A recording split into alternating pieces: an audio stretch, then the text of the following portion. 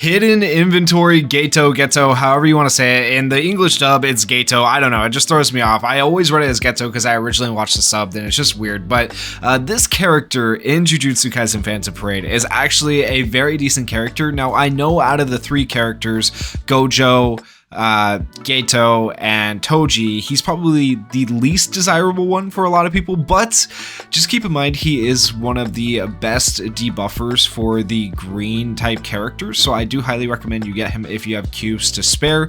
But once again, if you are thinking about summoning, you should not be summoning on any of the three banners realistically until all three are out, because that way you can use your tickets on all three, and if you get lucky on one of the banners, then that means you can go in on one of the other banners. That being said, I know a lot of people have already summoned, so take that advice with a grain of salt and do what's best for you. So with that said, we are going to be doing a character guide for Geto today. We're going to be talking about what his skills can do, what teams he can fit on, what recollections you want to run on him, and a bunch of other stuff that will hopefully help you guys maximize his potential. So going down to what he can do to start with, his characteristic is that at the start of each turn, recovers own cursed energy by 20. When critical hit is performed, increases own taijutsu damage and jujutsu damage. Now, don't underestimate recovering your own cursed energy by 20. That's insanely good, because that means he's going to essentially be able to use his other skills whenever he wants and pick and choose which skills he wants to use. He is one of the best debuffers in the game, in my opinion. He's insanely good. So his regular attack is his weakest skill. This is the skill you probably be using the least. It deals melee combined damage equal to 100% taijutsu and 61.4% jujutsu to the selected enemy for 2 hits.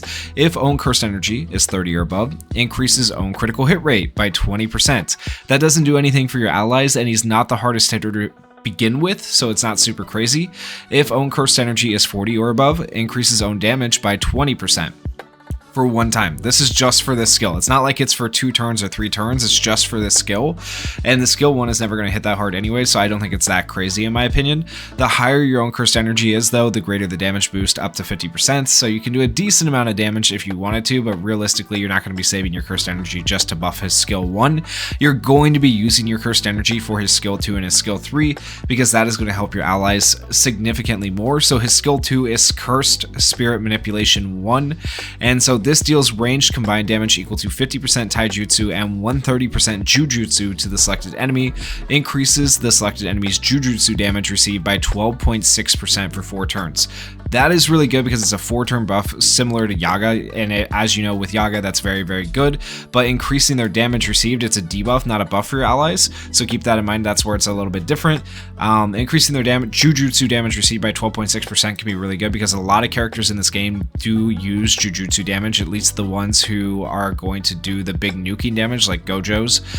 So that's actually really solid, and that's only at level 1. At level 10 you do 18% increased damage received, and stack that 4 times, that gets pretty insane, right? So it's really good. And then if you have a cursed energy 35 or above, you will have the effect of increases the selected enemy's jujutsu damage received by 12.7%. At level 10 it becomes 19.9%, so that's really solid for overall damage buffs for jujutsu characters that go after Geto.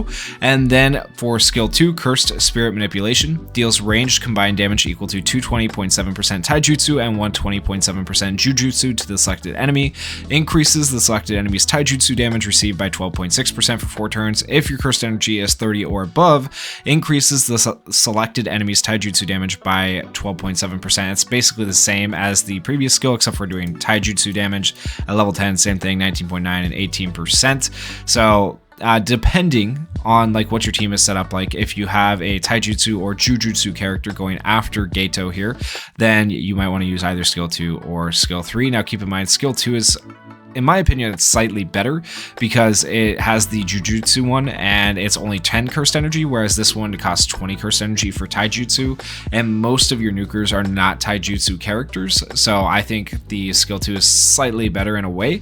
Then we have his ultimate, Rainbow Dragon, deals ranged combined damage equal to 550% taijutsu and 660% jujutsu to the selected enemy, increases own break damage by 80.7% for 1 time, increases own maximum cursed energy by 40 for 4 turns, and he recovers 20 of his cursed energy. That's pretty solid. And then at level 10, of course, you get 1000%, 1000%, so basically a 2000% attack. So very decent character, very decent ultimate. His skill 2 and skill 3 are very good. And you can pick and choose which one you want to use. The skill 1 is arguably the least useful skill.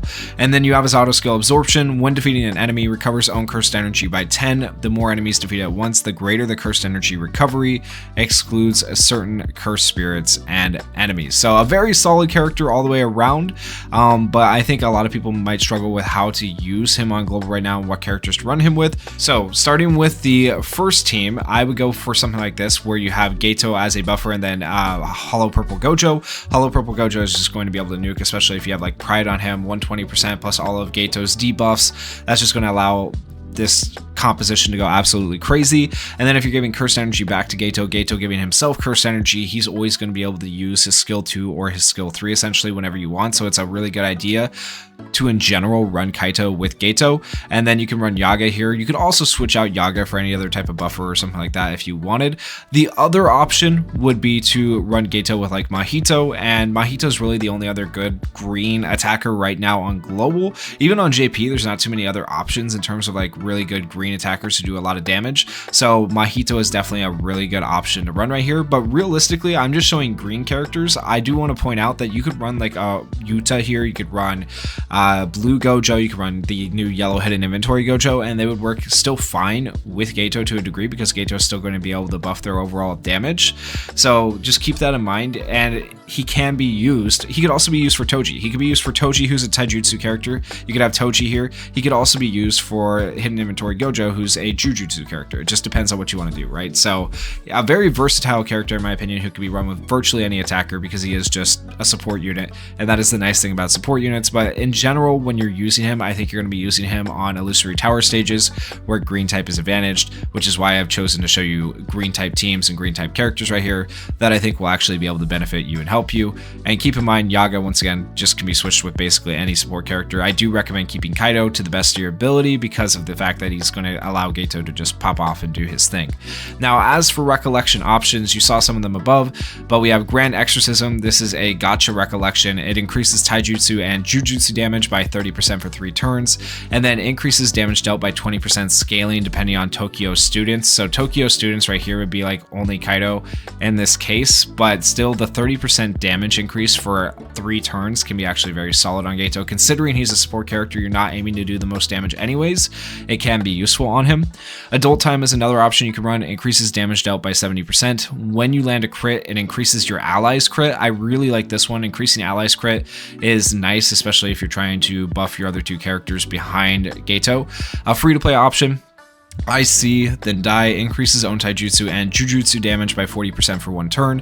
If cursed energy is above 50, increases damage by 20%. I don't think this one is out on global yet, I'm pretty sure, but it will eventually. And then we have the other free-to-play option, Malevolent Shrine. This is an SR option, gacha. It says gacha. You get it from the gacha, right? But I consider SRs and rares free-to-play options in a way. But I put gacha on here because they are technically gachas, okay? So increases own damage dealt by 60% for 1 turn. At the start of a wave, increases damage received by 30% for 2 turns.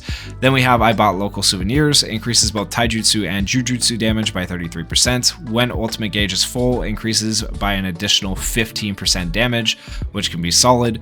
And then we have Cursed Nature. Increases own jujutsu damage by 60% for 1 turn. All of these actually pretty much do the same thing. Jujutsu damage by 60%, 60%, and this one does 30%, but they all do the same primary skill, and then when you limit break them to level 1, this one restores cursed energy by 10 when defeating an opponent. This one, at the start of a wave, decreases enemies damage dealt by 20%, and this one, if HP falls below 50%, gains an additional 30% crit rate for 1 turn once per battle. So it just depends on which one of these effects you're aiming for when you're taking on different stages. And then last but not least, we have Knight of Jujutsu Sorcerers. This one is only 30%, but it does it for 2 turns, so slightly different than the ones above. And it decreases all allies damage received by 10%. I think this one's actually fairly decent because of that limit break skill. If it wasn't for that limit break skill, it really wouldn't be worth mentioning. And then in terms of skill enhancement and skill usage priority, skill 2, like I said, is going to be your most useful skill because it's going to be able to buff Jujutsu damage. Then your skill 3 is going to be the next one because sometimes you want to use Taijutsu characters or Taijutsu skills. You want to be able to buff those. And then your deadly is the one you want to update third. And then your skill 1 is last because your skill 1, once again, you're just pretty much never going to use. Now, in terms of skill usage priority, this one might throw you off a little bit. The deadly you want to use whenever you have it, right? So that's your priority number 1. Whenever it's up, use it. And then you have your skill 3 and skill 2. Now, skill 3 is recommended to use second. That is mainly if you're aiming for damage. Typically, you're going to actually use skill 2 as a priority if you're running a Jujutsu character, but if you're aiming to maximize damage with Geto in particular, if you take a look at the skills, remember skill 3 costs more curse energy, so it makes sense that it does more damage, 220% and 120% at level 1. This one only does 83% and 216%. Oh, that's level 10. 50% and 130% at level 1. So a lot less damage overall.